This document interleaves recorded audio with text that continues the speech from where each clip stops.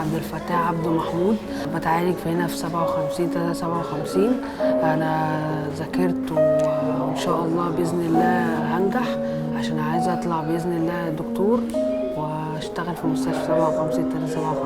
أنا دلوقتي بامتحن وهذاكر ونفسي أطلع مدرس عشان أجي أدرس في مستشفى 57. أحمد عماد من دمياط.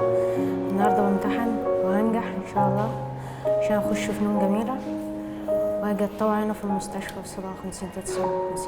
أنا اسمي يوسف أشرف السيد، بتعالج هنا في 57 وعندي 14 سنة، وأنا هو دلوقتي بامتحن وإن شاء الله هنجح وأخش طب عشان أعالج الأطفال هنا في مستشفى 57.